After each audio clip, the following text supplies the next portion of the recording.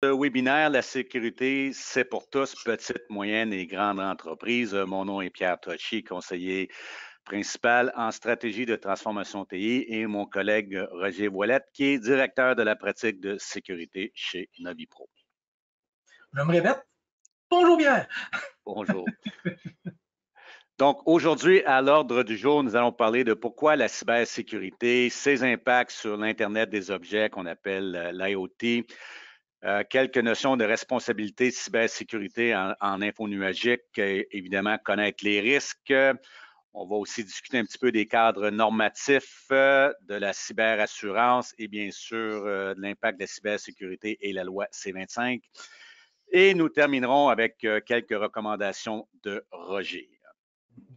Donc, dans les prochaines à peu près 50 minutes, nous allons discuter notamment de cybersécurité. Donc, Roger, si on entamait, on parle de cybersécurité pour tous et débutons avec quelque chose qui est peut-être moins connu, l'attaque, et comment est-ce que ça se trame, une attaque? Ouais, merci Pierre. Ça fait longtemps pour ça qu'on n'a pas fait un séminaire ensemble.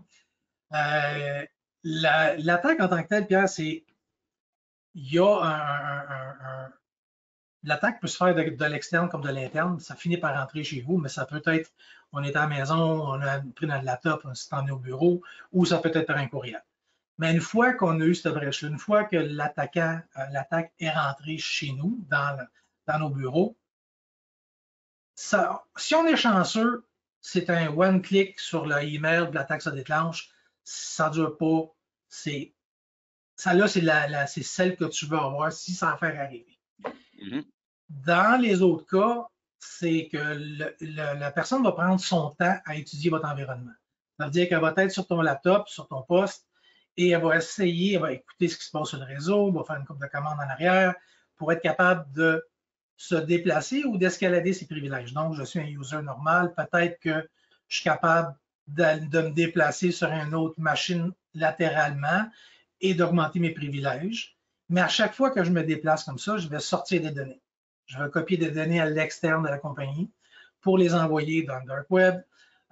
Donc, je vais me promener comme ça sur le réseau pendant une bonne période de temps pour apprendre à connaître, jusqu'à temps que je réussisse à connaître vraiment votre environnement, puis d'être capable de, en fait, je dirais, je devrais connaître votre environnement plus que vous la connaissez.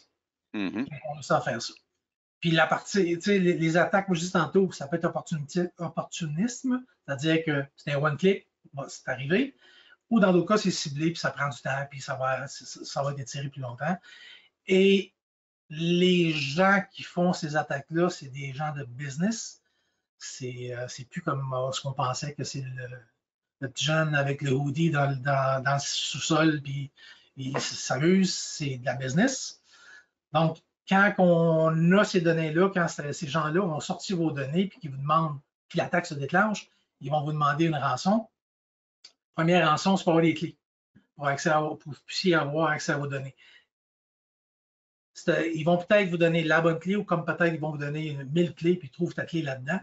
Ou ça va être une clé pour un des environnements, mais ça va prendre d'autres clés pour d'autres environnements. Ça se peut qu'ils te demandent encore d'autres rançons.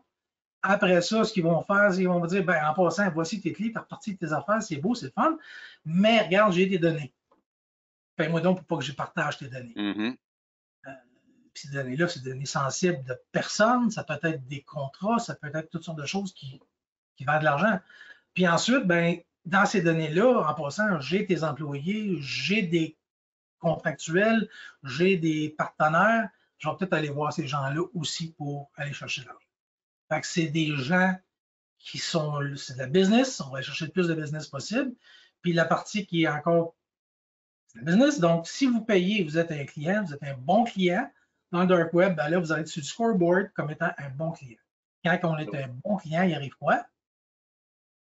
On vient, on s'occupe de nos clients. Donc, c'est un réseau de distribution. C'est arrangé comme ça. C'est à peu près ça. Donc, c'est l'attaque, c'est un peu comme ça que ça se passe. C'est de la business. C'est de la business pure et dure. Et Roger, aussi, tu m'as enseigné que les cybermalveillants vont essayer de se faire prendre pour voir jusqu'où on les voit. Oui, effectivement. C'est ça. Donc, ils sont encore plus rusés que nous autres. Oui. Puis je veux dire que l'attaque peut être une shot, puis ça peut être étiré dans le temps pour être capable. Si on regarde ce tableau-là, on voit la période qu'il y a entre une partie qui est. L'attaque, ça prend pour détecter qu'il y a eu une brèche, puis après ça, l'attaque, ça prend pour contenir cette brèche-là. Si on regarde ces chiffres-là, c'était peurant la quantité à quel point c'est long le temps qu'ils prennent pour arriver. Puis ça, il faut prendre en considération là, que cette année, ça c'est d'IBM en 2022, cette année, juste si on parle du premier quart, il y a déjà une croissance de 7% chaque semaine du nombre d'attaques qu'il y a globalement. Il y a une entreprise en moyenne va subir 1248 attaques globalement par semaine, excuse-moi, par semaine. Ça, c'est une attaque, c'est un courriel, c'est X, Y, Z, ça. Mais en moyenne, c'est ça. Puis c'est énorme, là, tu sais. Puis quand on pense à les stats qu'on vient de voir là, la quantité de temps que ça prend à en détecter puis contenir, en moyenne, c'est 287 jours en 2022 pour être capable de contenir l'attaque, contenir la brèche. On n'est pas reparti, là. On a réussi à arrêter, là.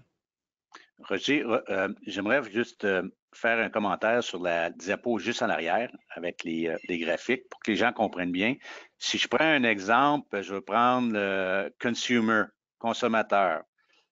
Donc, ça prend en moyenne, les malveillants nous observent en moyenne 194 jours. Ils nous observent. C'est ce que tu expliquais avant. Oui. Okay? Et à un moment donné, ils comprennent que ils sortent les données, ils nous testent, ils nous observent, puis ils disent voici où est le magot et combien que c'est. Ils vont déclencher le message et en moyenne, ça va prendre 72 jours pour contenir et revenir sur nos pieds. C'est ce que tu mentionnes ici. Contenir. Je n'ai pas revenu sur mes pieds encore. Je ne suis pas encore revenu. Donc, contenir, c'est identifier, nettoyer pour être sûr que ça n'arrive plus. C'est que ça ne spread plus. Ça ne va pas plus loin. Ça a arrêté. Le spread, là, le bobo, il est arrêté. Il n'ira pas plus loin, mais tu n'as pas fini de te remonter. Donc, on comprend que pour toutes les entreprises, il y a probablement quelqu'un qui nous observe si ce n'est pas déjà arrivé. Définitivement. Ce n'est pas une question de si, c'est juste quand ça va arriver. Exactement. Exactement. Merci, Roger. Quand on revient à celle-là, ben, c'est le coût moyen. Puis, souvent, c'est facile d'avoir des stats globales. Mais des stats qui s'appliquent chez nous, là, au Canada, là, écoute, en moyenne, c'est 7,3 millions de dollars que ça coûte à une entreprise qui a eu une brèche. 7,3 millions, ça commence à être des sous. Mais ici, Roger, on ne parle pas juste de la rançon, c'est le coût de revenir, la perte d'affaires, le temps perdu, toutes ces choses-là. Les gens qui ne peuvent pas travailler. Et les gens qui travaillent à te rebâtir, parce que te rebâtir, tu as beaucoup de... Quand il y a une brèche, quand il y a une attaque, tu as un crypto, c'est pas juste une histoire de restaurer un environnement. Il y a du forensique, il y a du nettoyage, il y a beaucoup de choses à faire. Ça prend du temps. Et sur une autre, juste une petite information que j'aime mettre en perspective, c'est par rapport au mot de passe. C'est une vieille charte, c'est une vieille charte. Ça fait longtemps que ça existe, ce genre d'information-là, mais j'aime la ramener. Les gens vont souvent parler des mots de passe, les mots de passe étant c'est complexe, puis c'est pour ça que c'est complexe, il y a une raison pourquoi c'est complexe, c'est pour ça qu'on parle d'utiliser une voûte de mot de passe. Mais si on prend même un mot de passe complexe, donc on parle de majuscules, minuscules, des chiffres, des symboles, si tu prends 8 caractères, tu fais juste 8 caractères de complexe. Un outil de brute force qui existe, qui est disponible sur Internet, anytime, 8 caractères, ça va prendre 5 minutes à l'outil pour être capable de trouver ton mot de passe. Si tu fais juste rajouter 2 caractères, tu montes à 10, je suis rendu à 2 semaines. C'est important que nos mots de passe soient complexes puisqu'on se donne la peine d'avoir quelque chose. Puis je sais que ce n'est pas facile à retenir. Il faut aussi bien d'avoir une voûte de mots de passe sécurisée qui va vous permettre de contrôler ces mots de passe-là. Puis ça, on s'entend que ce sont des mots de passe, c'est utiliser un appareil, c'est mon laptop qui va utiliser l'outil pour être capable de percer un mot de passe. Ce n'est pas des gros ordinateurs.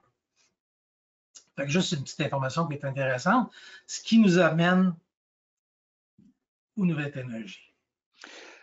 Oui, évidemment, Roger, on est dans le monde de nouvelles technologies. On a notre ami ChatGPT, on a toutes sortes de produits d'intelligence artificielle et c'est très rapidement publicisé. Pour moi, la publicité est un très grand danger à notre exposition à la cybersécurité, n'est-ce pas? Oui, puis en fait, dans toute la partie technologie, si on revient à. On entend, combien de fois qu'on entend parler du 5G et les risques du 5G avec les Chinois, ces choses-là.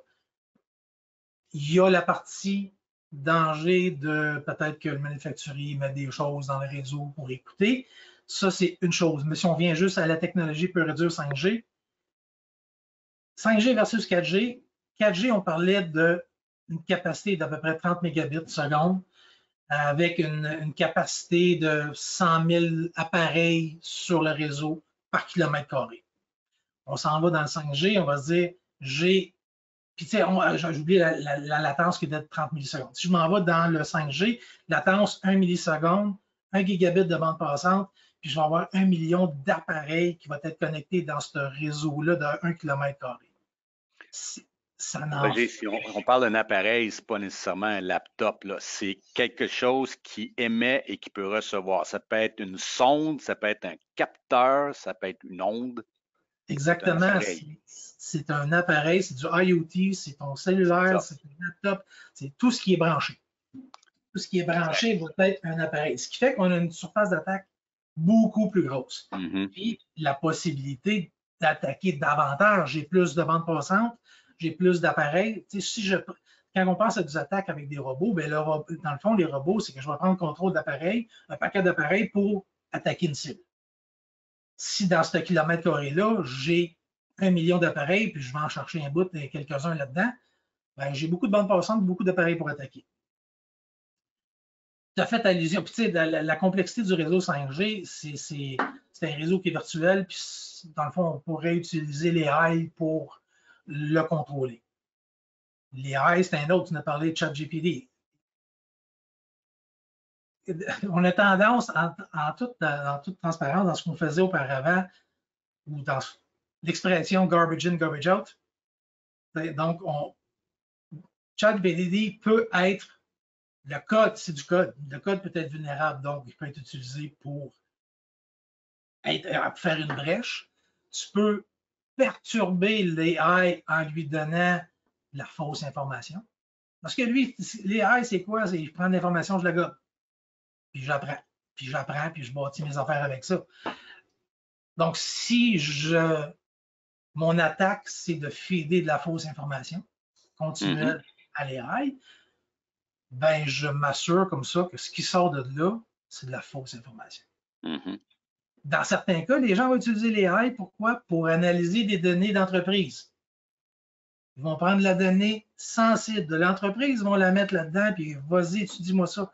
Ben, guess what? Je viens de donner de la donnée personnelle, privée, dans un système qui n'est pas le tien.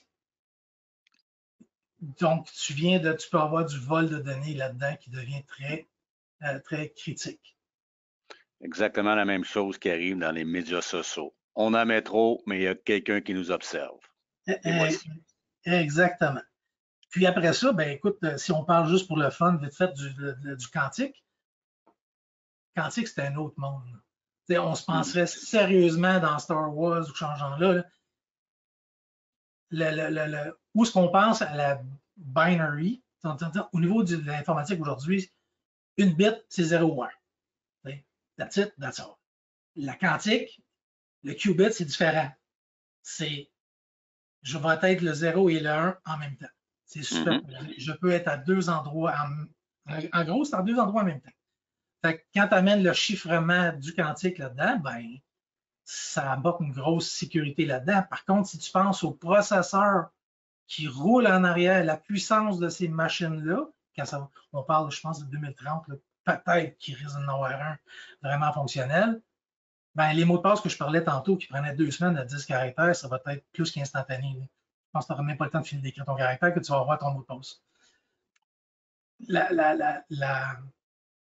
tout ce qui est la puissance de ces machines-là, de ce qui va arriver, ça va être beaucoup par rapport à... Les risques vont être là, mais il y a beaucoup de sécurité qui est visée par rapport au quantique, mais c'est pas quelque chose qui peut vraiment être mélangé avec l'autre informatique. Aussitôt que tu prends un qubit du quantique qui est en superposé, qui appelle le 0 et le 1, qui est ensemble, qui a un peu risque commun, aussitôt que tu joues, tu essaies d'inspecter cette affaire-là, ben, il devient 0 ou 1. Donc, c'est pas le même principe. Mais en passant, Numana, avec l'Université de Sherbrooke et, je crois, Bell, ils ont créé une loupe quantique, une loupe réseautique quantique à l'Université de Sherbrooke, qui était pour les gens qui veulent tester, faire des environnements. Donc, Abordons maintenant, Roger, tu viens de parler de 1 million d'objets connectés grâce au 5G. Donc, les impacts sur l'IoT, c'est l'Internet des objets ou l'Internet ou industriel des objets. Selon toi, les enjeux de cybersécurité? Ben, si, c'est parce que ce qui arrive, c'est que, comme je disais, tu as beaucoup, l'IoT, c'est souvent des sondes ou des probes, des choses comme ça. Si je pense il y a un casino à Vegas qui a été hacké, ben en fait, le casino a été hacké, a été mis à terre à cause d'un aquarium. L'aquarium était branché, puis bon, ça a passé à travers ça pour entrer. En ce moment, il y a vraiment beaucoup de bénéfices aux appareils. Tu as un contrôle, tu peux avoir des sensors sur mettons, tu as des fours, tu peux tout contrôler, tu as une vision complète, sauf que l'écosystème est bien jeune, puis il n'y a pas de standard. Dans le fond, ce qui arrive, c'est que, mettons, moi, je veux partir un environnement, un nouveau produit quelconque, je vais acheter un board sur Alibaba, mais je vais acheter 10 000 boards à 5 cents chaque, puis j'ai mon board, puis là, ben, je vais aller mettre mon code dessus. La personne qui fait le code, c'est pas une personne de sécurité. Elle, ce qu'elle veut, c'est juste être capable de voir la température de l'affaire puis envoyer le message. Oui, puis vendre au plus bas coût possible pour en vendre beaucoup. Exactement. First, tu n'as pas, tu sais, le board, tu ne sais pas ce qui roule dessus pantoute, il y a peut-être du code, tu ne sais pas. Mais en plus, la personne qui développe l'application sur cette probe-là, ben, il n'y a pas vraiment de sécurité. Puis ce qui va arriver souvent, ben, les gens sont comme libérés, ils font ce qu'ils peuvent avec ça. Mais toi, en tant que consommateur, tu achètes cet appareil-là, souvent ce qui va arriver, c'est que tu me laisses ton réseau, mon DHCP, il a donné l'adresse IP, il est sur le réseau, c'est beau, merci, bonsoir, je laisse là.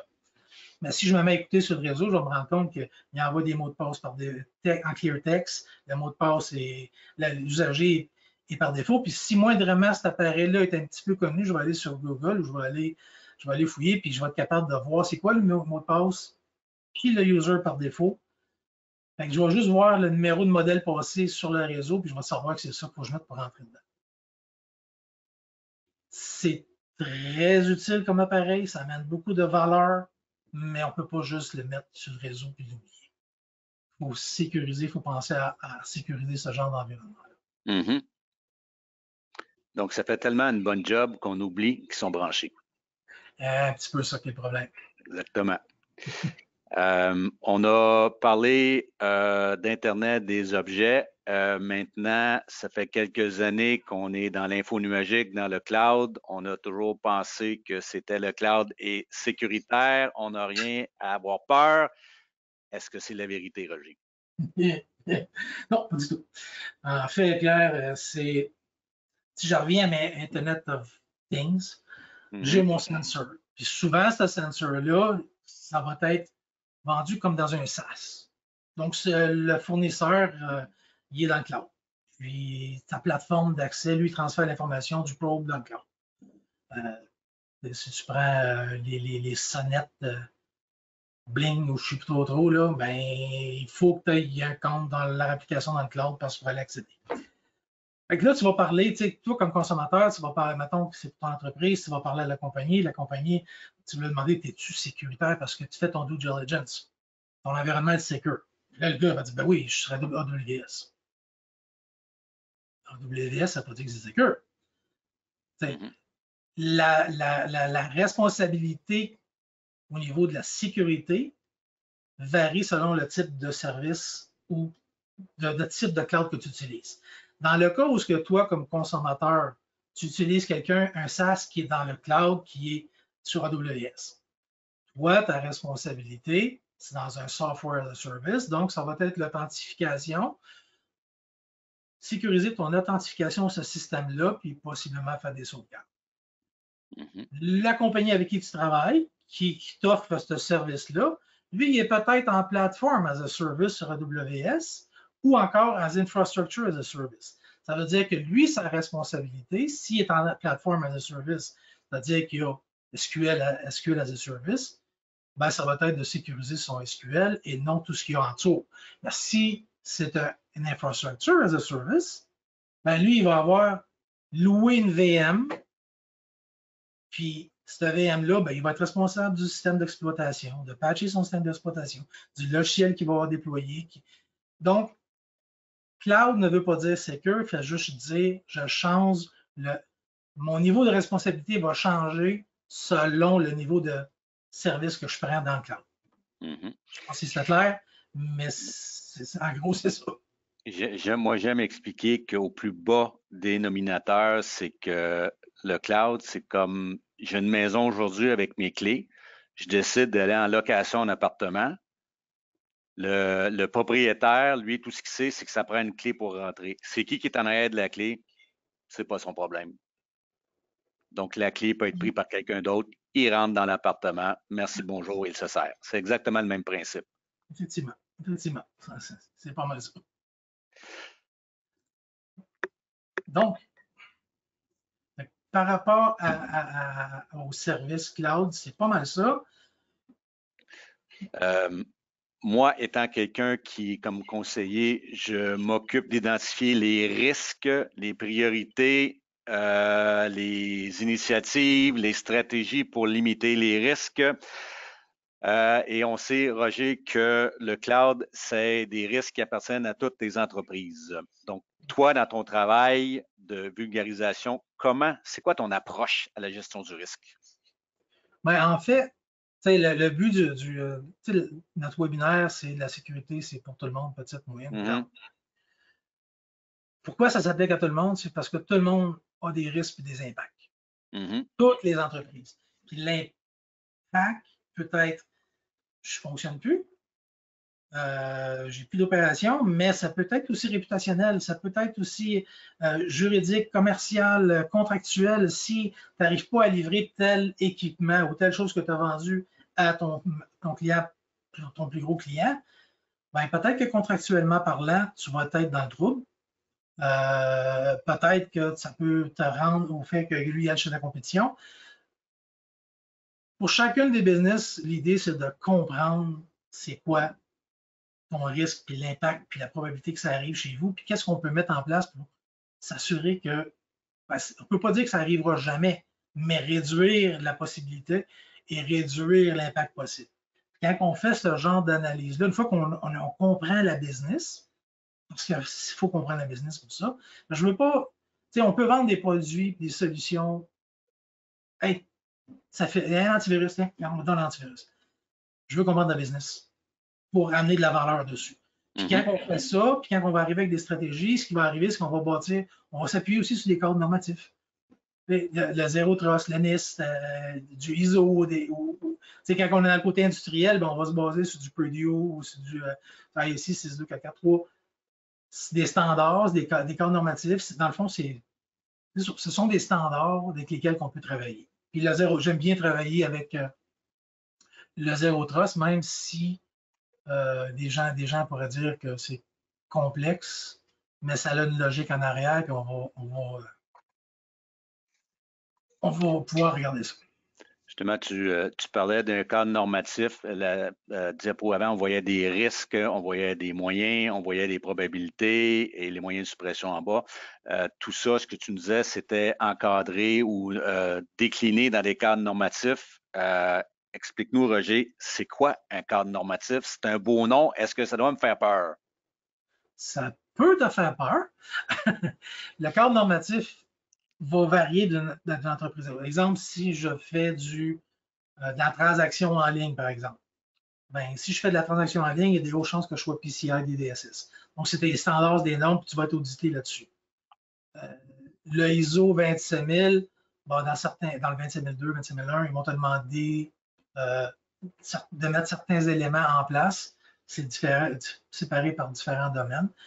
Dans le fond, ça va aller beaucoup avec le type d'entreprise. Dans la santé, ça va être quelque chose. Quelque chose qui est standard, si on veut, que je peux dire que je suis capable d'appliquer à tout le monde, c'est un Zero Trust. Le Zero Trust en tant que tel, moi, je suis habilité avec le ZTX, donc celui de Forrester. Gartner en a sorti un, le NIST en a un. Le NIST est très proche de celui de Forrester. Ce qui va nous permettre de faire avec le Forrester, quand on parlait tantôt du IoT, de ne pas être branché sur le réseau. Ben, dans le principe du Forrester, ben, il va y avoir des éléments qui vont toucher, ça c'est tous des champs de compétences, des champs de compétences. L'IoT, c'est un appareil. Dans le principe du Zero Trust, l'appareil doit être contrôlé, pas laissé par défaut. Il y a différentes règles à mettre, et patché, il doit être contrôlé quand il embarque sur le réseau. Mais sur le réseau, ben, qu'est-ce que je vais faire? Est-ce que je vais faire de la microsegmentation? Est-ce que je vais sécuriser l'environnement? C'est important de comprendre les champs de compétences. La personne, c'est son authentification. Comment je vais faire pour l'authentifier et l'identifier. Les workloads, peut-être du cloud, ça peut être local, mais c'est un ensemble mettons, si j'ai un Windows sur un VMware qui est sur un SAN, ben, tout ce stack-là, c'est un workload.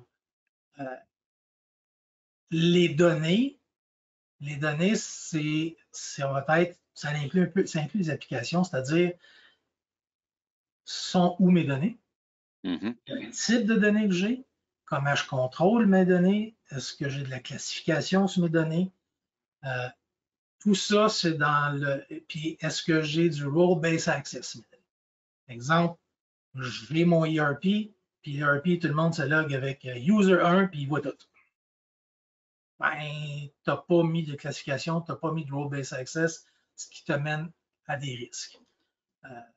Puis des risques, ben, on a parlé tantôt. On a parlé de ce qui pourrait arriver au niveau des impacts financiers opérationnels, tous les volets qui peuvent être donnés, qui peuvent être volés. Donc, ça apporte énormément de risques, c'est ça.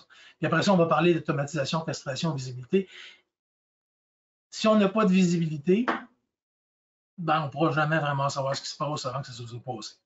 Donc, si j'ai une attaque qui se passe, si je n'ai pas de visibilité, je ne pourrais pas l'arrêter, je ne pourrais pas l'interrompre tant que ce ne soit pas fini. Roger, je vais me permettre de prendre une question à la volée ici que je vois à l'écran. Si on est une petite entreprise, est-ce qu'on a besoin d'un cadre normatif? Le cadre normatif va varier selon le type d'entreprise. Comme je disais tantôt, si tu fais de la transaction en ligne, tu n'as pas le choix, tu es PCI DSS.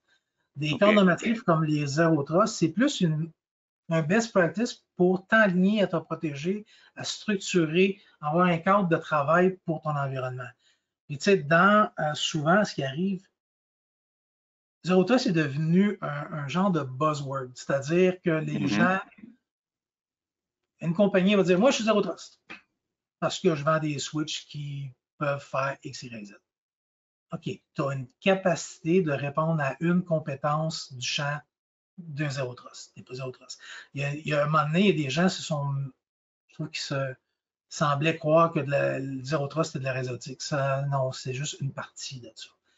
Puis c'est pas vrai qu'on va prendre une entreprise, puis du jour au lendemain, on va dire voici ton architecture Zero Trust. Ça n'arrivera pas. On va y aller par projet. Tu ne peux pas convertir un environnement complet du jour au lendemain à Zero Trust. Tu vas y aller par projet.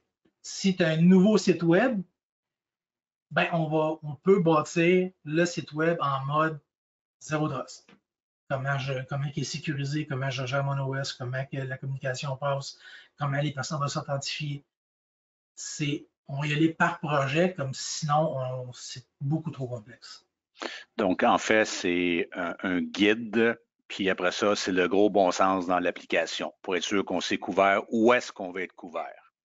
Exactement, puis toujours en pensant à notre analyse de risque, des impacts, chose-là. Parce que la valeur de ton investissement que tu vas faire, il faut qu'elle corresponde à ton plus-value. Absolument, absolument. De là, quelqu'un comme moi qui entre en scène. C'est cela.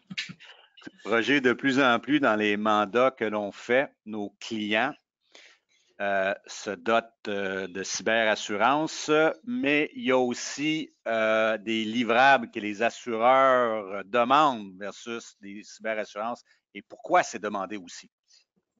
Ouais, ben, en fait, tu sais, la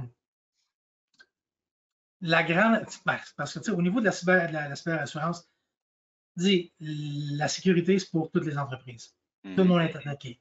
Sauf que la grande entreprise, elle a de l'argent pour investir dans la cybersécurité, puis en plus, elle est capable d'aller chercher le staff. La PME, de se payer 3 gars de sécurité, ça peut faire mal un peu, puis d'investir, c'est pas le business. Fait que si faut que j'investisse 5 millions par année en sécurité, puis je fais 10 millions de chiffre d'affaires, ça marche pas. Là. Donc, il faut être capable de l'enligner de la bonne façon. Puis comme la grande entreprise, ben, est capable d'aller chercher, puis d'investir, puis d'avoir le staff, il faut être capable d'enligner ça pour la plus petite entreprise, mais aussi comprendre qu'est-ce que la cyberassurance peut faire pour vous autres. Mm-hmm.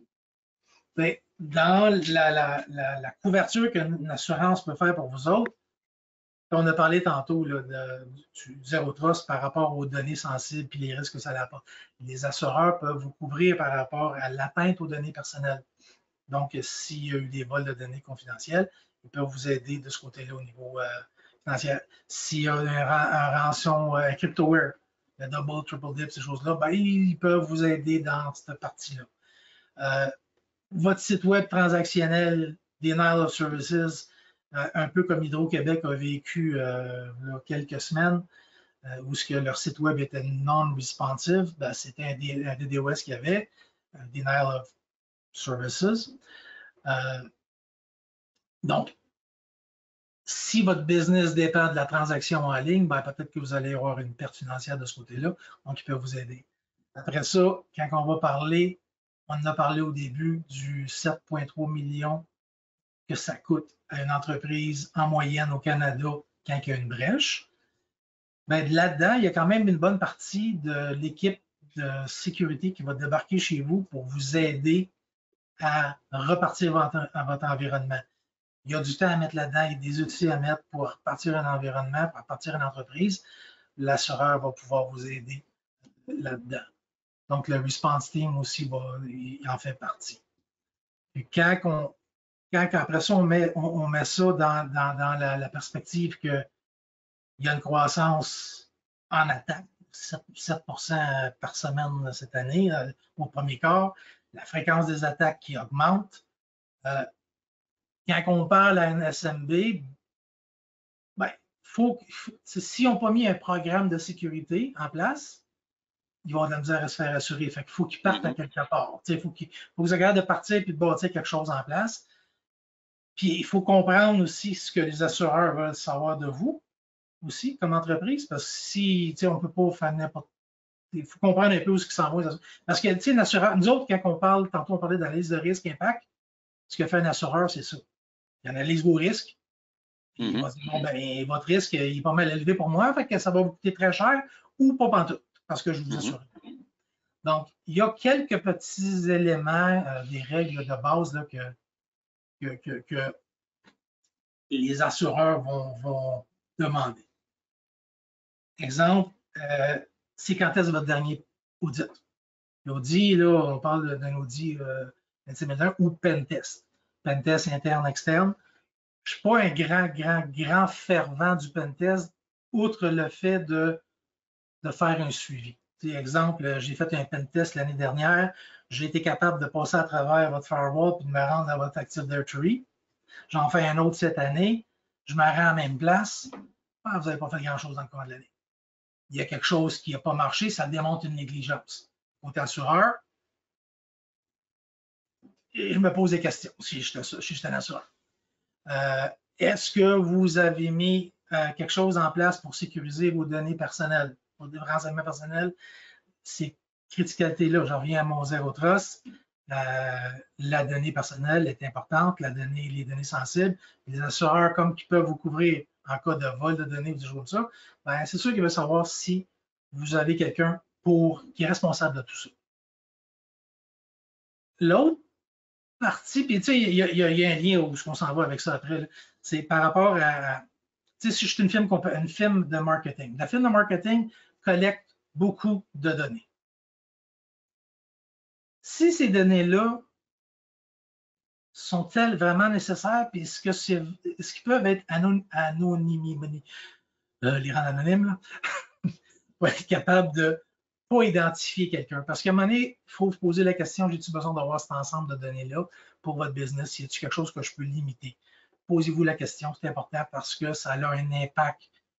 Ça peut avoir un très gros impact. Avant, on disait plus de données, mieux que c'est, plus parce que là, tu es capable d'avoir des stats, puis faire tout ça. À un moment donné, il faut que tu t'assures que ça fasse du sens d'avoir cette donnée-là. Ils vont vous demander le genre d'outils, d'éléments que vous avez mis en place pour sécuriser votre environnement. Est-ce que vous avez un SOC? Est-ce que vous avez un MDR, un EDR, un anti-sensibilisation, protection courriel? L'autre chose qui est la réponse, on en a parlé tantôt, ils peuvent vous aider dans la réponse à un incident, mais est-ce que vous avez un plan de réponse? Est-ce que vous êtes prêt à répondre à un incident? Puis, est-ce qu'il est testé? Est-ce que vous avez un plan de continuité des affaires? Là, normalement, je rajoute / opération. C'est le genre de choses qu'on va couvrir, qu'on fait chez Novipro, c'est-à-dire, c'est le fun parce qu'une entreprise, à un moment donné, s'il y a une attaque, il faut que l'entreprise fonctionne sans TI. Pendant une certaine période, les TI ne seront pas fonctionnels. Comment que la business peut continuer? Si vous n'êtes pas en mesure de continuer sans les TI, les assureurs vont vous regarder, j'ai un problème. Donc, c'est des choses qui vont vous demander à savoir. Donc, l'exemple de contrôle qu'un assureur, on ne passera pas à travers tout ça, mais le genre de contrôle qu'un assureur pourrait vous demander, c'est les authentifications MFA. Ça vient avec Microsoft Office 365 pour au moins accéder à ces affaires-là. Idéalement, on va plus loin que ça. Un bon antivirus, pas un antivirus de signature qui, d'ancienne génération, on veut quelque chose qui a de l'intelligence, qui est capable de reconnaître un behavior anormal. Donc, si je reçois un courriel, un fichier Word, j'ouvre le Word, puis ça part un PowerShell en arrière, puis ça commence à faire des commandes, c'est anormal. Il n'y a pas de virus. C'est juste anormal. L'antivirus devrait être capable de couper ça. Ils vont vous demander le plan de continuité des affaires et opérations. Ils vont vous demander le plan de réponse à un incident, d'être prêt à répondre à cet incident-là. 95%, si je me souviens bien, à peu près des attaques vont rentrer par courriel. Donc, d'avoir la protection pour le courriel, d'avoir la sensibilisation à la cybersécurité, la formation aux usagers. C'est un must. Puis la formation, c'est pas un fiche, puis j'ai fait ma formation. Là. Non, c'est quelque chose de répétitif. On doit faire de la formation continuelle dans le courant de l'année. C'est plusieurs répétitions, ça doit se mettre à jour, c'est d'être suivi. On met beaucoup des éléments pour sécuriser un environnement, toutes sortes d'outils pour détecter. On force les attaques à aller vers l'usager. Il faut équiper l'usager pour être capable de reconnaître ces attaques-là. C'est un must.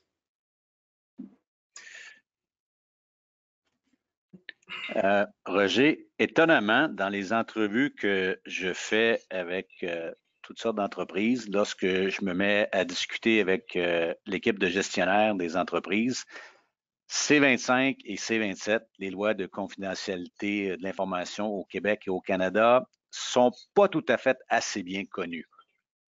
Décrivez-nous un petit peu qu'est-ce qu'on devrait connaître et aussi les enjeux et les dates. Oui, oui. La loi C25, jusqu'ici, là, pensez à ce qu'on a parlé à midi. On a parlé que dans le Zero Trust, tu as la donnée qui est le central de tout, la protection des données, d'avoir du role-based access, de connaître son haut tes données. On a parlé après ça que ton assureur va te demander si tu as quelqu'un qui est responsable de ça. Si tu connaît tes données. Il y a une raison. La loi C25 qui est au Québec est rentrée a commencé le 22 septembre 2022 pour la première phase. La deuxième phase, c'est en 2023, le 22 septembre. Et la dernière phase, c'est en 2024, le 22 septembre aussi. L'idée, c'est de protéger les données, les renseignements personnels. Maintenant, la question qui vient souvent, c'est quoi? C'est quoi une donnée personnelle? Une donnée personnelle, c'est quelque chose qui permet de t'identifier comme une personne. Donc, normalement, ce n'est pas une information, c'est un ensemble d'informations. Si je prends mon nom, le numéro d'assurance sociale, je suis pas mal identifié. Mais ça peut être la race, la nationalité, l'âge. Il y a un paquet d'éléments qui peuvent faire en sorte qu'on peut t'identifier. Ce qui ne sera pas quelque chose qui ne sera pas, qui ne permettra pas de t'identifier, qui n'est pas considéré comme un renseignement personnel. Exemple, chez nous, mon code postal, ben, il fait un quadrilatère. C'est pas chez nous. C'est pas directement à moi. Les renseignements personnels, les renseignements de contact business. Donc, Géolette, cellulaire, numéro pas le numéro, mais l'adresse de la business que je travaille, puis mon adresse email. C'est de la job. C'est pas de la donnée personnelle. Les renseignements d'une entreprise, pas inclus là-dedans. Si on prend des données qui vont être anonymisées. Ça, là. Si je prends les données comme ça, donc j'ai Pierre Tachi avec le numéro d'assurance sociale, puis whatever, j'enlève Pierre Tachi, mais le reste des données, je les conserve. Ouais, je l'ai peut-être anonymisé. Donc, c'est important de comprendre ça. Puis de comprendre aussi que la commission d'accès demande aussi que toute personne peut demander à connaître ce que vous avez sur eux autres. Toutes les données que vous avez sur eux autres. C'est très important à prendre ça. Quand on regarde la loi en tant que telle, depuis le 22 septembre l'année passée, en théorie, je suis supposé d'aller sur votre site web et voir quelqu'un qui est identifié comme la personne responsable, que si j'ai des questions, je peux contacter, puis il va pouvoir me donner des renseignements par rapport à comment vous gérez les données personnelles, par exemple. Il faut avoir mis des règles en place pour gérer ces données-là, de la gouvernance.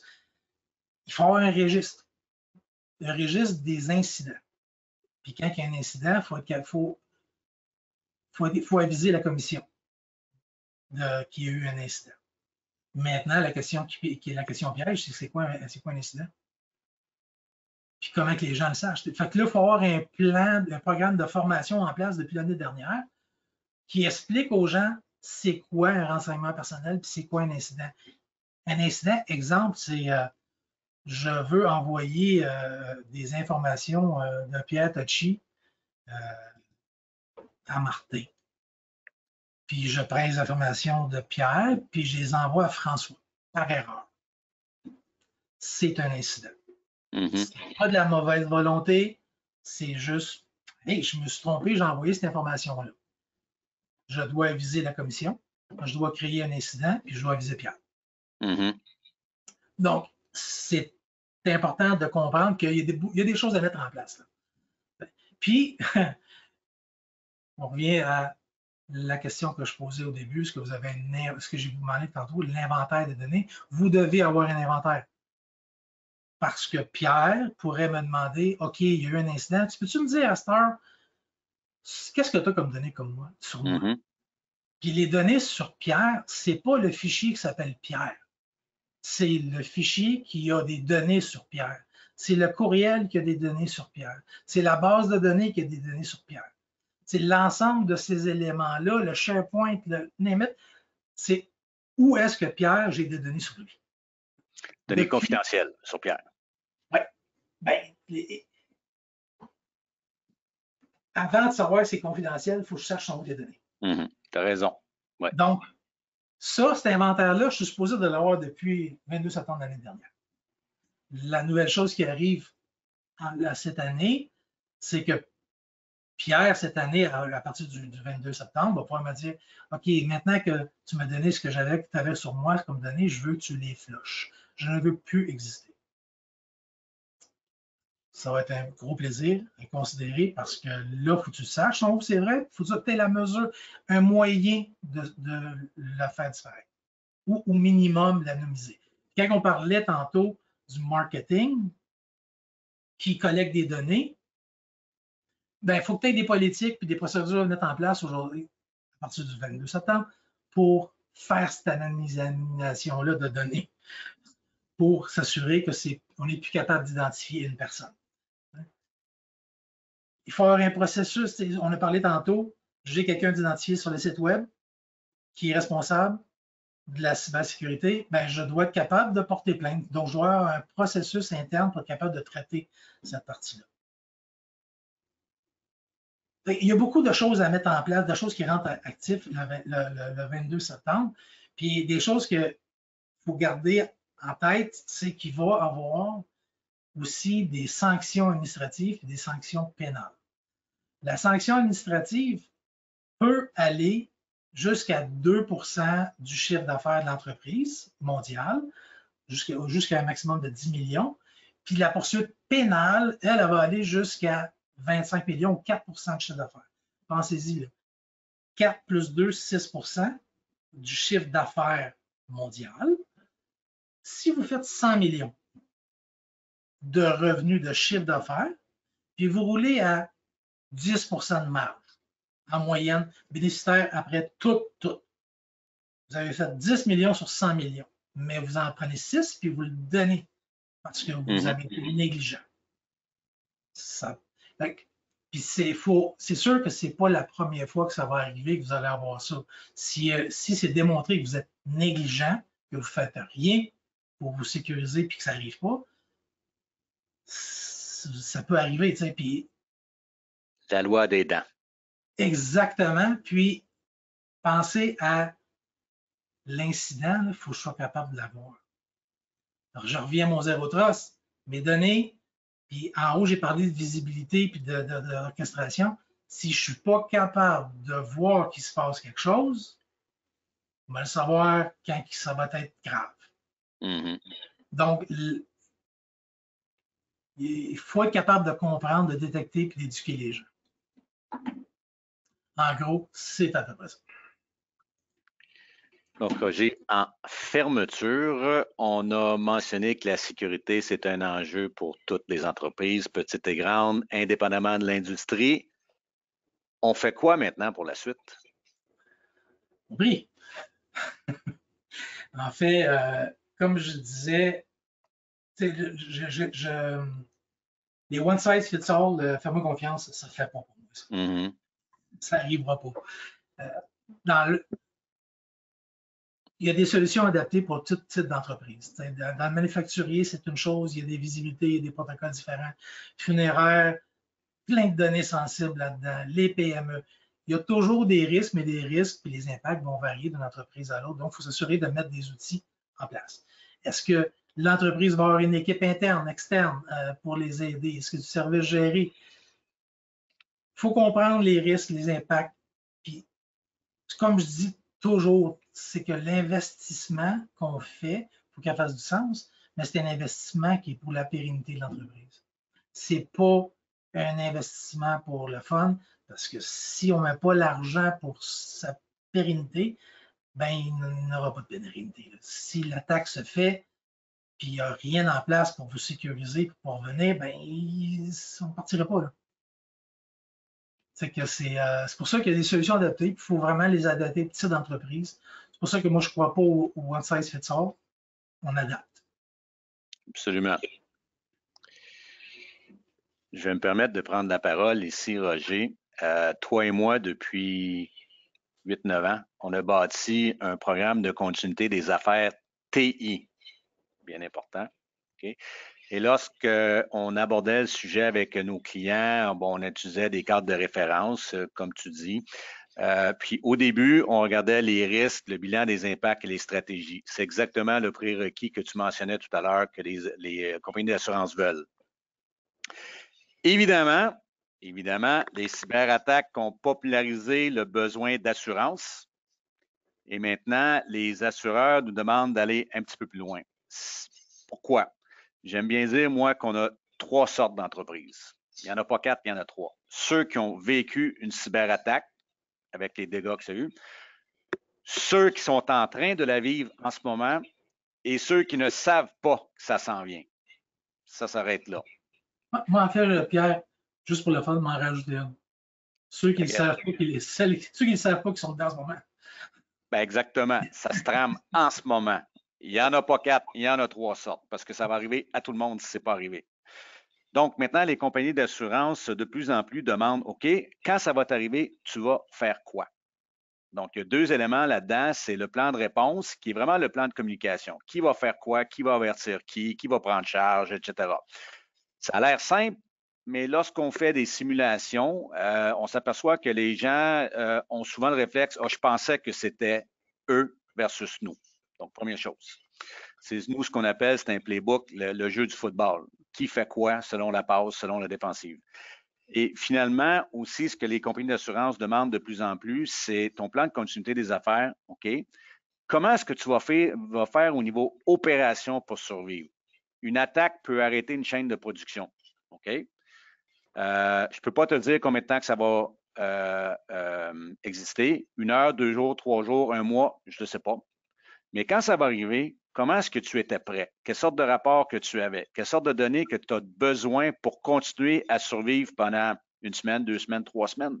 Parce qu'on est en mode survie. Et c'est là que ça devient de plus en plus important d'avoir un plan pour pas qu'on fasse juste se pointer du doigt. Parce que comme Rudy disait, ça peut près 72 jours de détecter une attaque puis de la corriger. Mais après ça, il faut venir sur nos pieds, de mode manuel à opérationnel. Bien, ça nous prend un point de départ, puis ça nous prend des activités manuelles, puis revenir sur nos points, sur nos pieds. Fait que de plus en plus, les compagnies d'assurance demandent ça. Donc, ce n'est pas juste une assurance de risque, mais quand ça va t'arriver, tu vas faire quoi? Effectivement. Tu as absolument raison, Pierre. Puis dans le fond, la demande est là au niveau des assureurs. Les entreprises n'ont besoin. Une fois que tu commences à expliquer ça aux entreprises, ah oui, c'est vrai, j'ai pas pensé à ça. J'ai pas pensé à ça. Pierre est Ferron de tirer les verres du nez. Ouais. Dans le fond, il nous reste quelques minutes, Roger. Ouais, dans le fond, vite fait, ce qu'on vous a présenté aujourd'hui, c'est ce qu'on fait. Dans le fond, c'est qu'on est capable de faire tout ce qu'on a parlé aujourd'hui, les zéro trust, les analyses de risque impact, c'est vraiment un core de notre business. On a les solutions, les diagnostics, on fait du service géré, mais on a aussi beaucoup de partenaires au niveau des technologies. La raison est simple. No one's, ça ne fait pas à tout le monde. On a des solutions. On a des solutions qui sont très niches. Par exemple, si je prends CPRIS, ben, c'est juste pour protéger du Active Directory, ça fait juste du Active Directory, seulement du Active Directory. Nozomi, c'est le côté industriel. Donc, on a beaucoup de partenaires qui vont couvrir différents aspects, différents types d'entreprises aussi. Quand on a parlé tantôt des données, capable de comprendre les données, savoir sont où les données, quel type de données qu'on a. Bon, on a un partenaire comme Coach qui va on a comme outil pour être capable d'aller découvrir ça. Roger, on a une question ici que je trouve très intéressante. En fait, elles sont tous intéressantes, mais celle-ci est absolument savoureuse. Ça dit un plan de continuité des affaires, ce qu'on présentait tout à l'heure, le plan du DRI. À qui on doit s'adresser avec ça? C'est une excellente question. Lorsque je fais les entrevues, bien, Roger va s'occuper du bout technologique avec son équipe. Donc, qu'est-ce que les TI doivent faire? Moi, je m'occupe du côté affaires. Donc, des ateliers avec les gens d'affaires pour les informer, leur rendre compte de ce qu'ils vont vivre. Et je leur demande très honnêtement, ça va t'arriver 1 mois de temps, pas d'informatique, pas de TI. Comment est-ce que tu vas t'en sortir? Et là, on va vraiment commencer à comprendre les affaires du client, soit de son département ou soit son entreprise. Et c'est à ce moment-là que les gens comprennent qu'ils sont vraiment à risque. Okay? Et les devoirs doivent commencer à se faire. Donc, c'est une conversation avec les affaires d'un bord et avec TTI d'un bord. Et la solution, c'est que les deux s'entendent sur quoi faire et quand le faire et le comment. Et ça, c'est le plan. Oui, effectivement, c'est de trouver d'enligner les TI avec ce que le besoin d'affaires a été déterminé. Parce que c'est trop facile. Quand je fais mes entrevues, la plupart des gens disent ben, c'est facile, on a des backups. Je dis non. Non, non, non, non, non, non, non. Ça ne fonctionnera pas. Les backups peuvent être encryptés. C'est facile, les TI sont là pour nous. Non, non. Si ça arrive, les TI n'auront pas le temps de t'écouter. Ils vont travailler 24 heures par jour. Ils vont être épuisés. Il faut se préparer d'avance. C'est ce qu'il faut faire pour aider les TI. Effectivement. C'est en plein ça. Donc, en résumé, Roger, la cybersécurité, c'est un enjeu pour toute entreprise. Si tu avais un mot de la fin? Ben, c'est pour tout le monde. Tout le monde, tout le monde, tout le monde. Puis c'est pour la pérennité de l'entreprise. Tout ce qu'on veut, c'est que l'entreprise puisse survivre, puisse continuer, puis progresser. Fait que, il faut être capable d'investir à la bonne place, sécuriser les bonnes informations, puis s'assurer que l'entreprise soit protégée. C'est simple comme ça. Puis, si vous avez vous allez sur notre hub de contenu chez Novipro, on a plein d'informations. L'étude TI aussi qui vient on vient d'avoir une nouvelle version qui va sortir, qui sort là. Donc, plein d'informations à aller consulter là. Si jamais vous voulez discuter de sécurité, de continuité des affaires, plan continu d'affaires ou des analyses de risque, ben, vous pouvez me contacter, ça va me faire plaisir de répondre à vos questions. Bien, Roger, merci. Merci à nos auditeurs d'avoir été avec nous aujourd'hui. Je crois que le contenu du webinaire sera disponible bientôt sur notre hub à novipro.com avec une panoplie de séminaires précédents avec Roger et autres membres de l'équipe. Donc encore, Roger et moi, nous nous remercions d'avoir été avec nous aujourd'hui et à très bientôt pour une prochaine. Merci beaucoup, Pierre. Merci tout le monde.